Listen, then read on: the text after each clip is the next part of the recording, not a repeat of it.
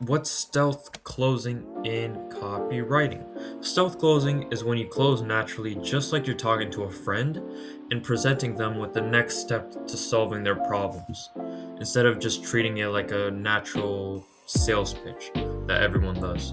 It's kind of like a casual, friendly conversation. Imagine that.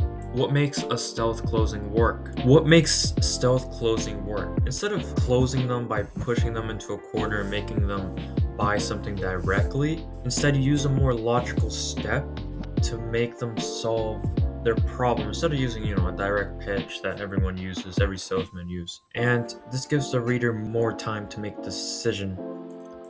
All right, let's get into why you should use stealth closing. It's not aggressive, okay? So there's no pressure in it.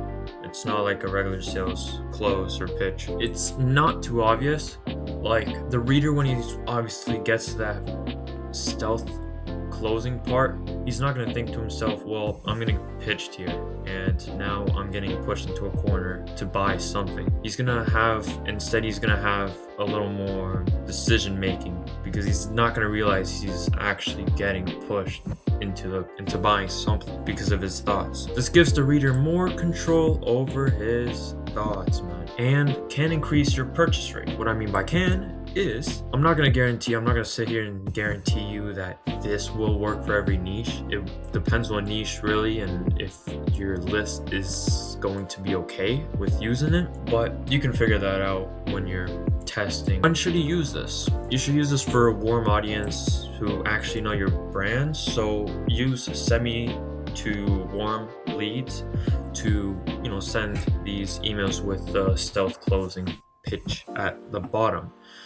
You can use this in educational or value driven content. It's perfectly fine as well. Works the best that way.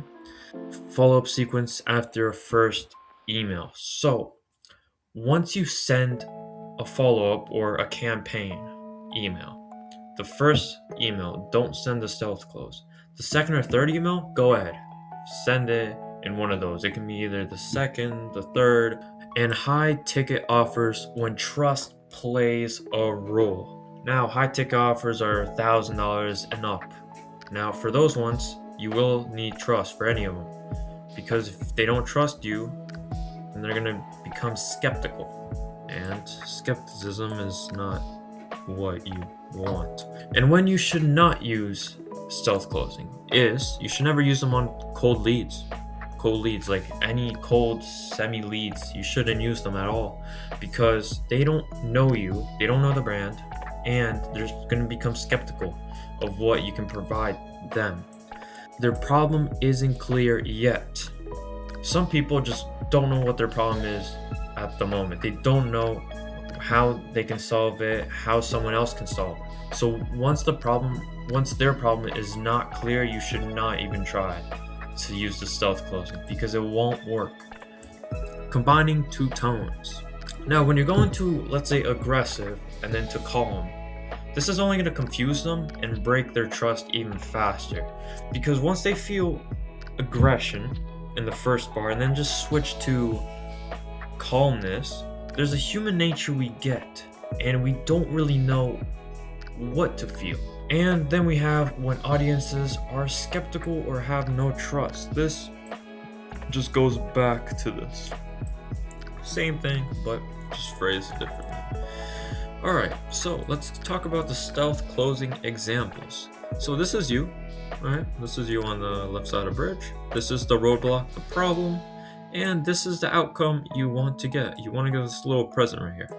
So you are on the left side of the bridge, you're facing problem X. And after problem X is solved, your chosen outcome will appear. So you're here, this is the roadblock, and after the roadblock is solved, the problem, you can get your outcome, the thing you want to get. That's what we gotta understand. Alright, so I need you guys to understand this very well when you're writing any copywriting, but specifically for stealth closing, because we need to give the reader more control, more decision-making control over our basically or CTR, call to action. Because the more control they have, it increases their buying rate, their purchasing rate to buy your product. So if we have less control here, they're gonna have a less of a buying rate. Like, they're less likely to buy your product if you're just being aggressive all the time. So try to have as much control try to give them as much control as possible. The more someone thinks they are the decision maker, there will be a higher likely chance of them buying your product. That goes for every single thing.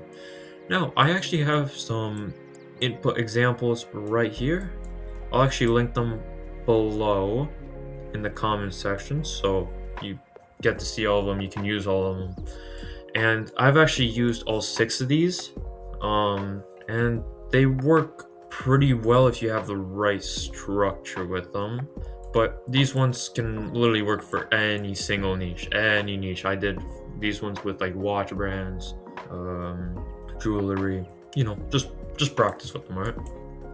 So one last final thing, I do have an Instagram page that basically just gives you more value, more information on what to do in copywriting, what mistakes beginner copywriters make, like their headlines, email structures, literally everything they can think of email copy. I mostly just talk about emails in there. I don't do any ads or something like that. So yeah, if you do want to follow me, you can. I post there, let's say 3 to 4 times a week.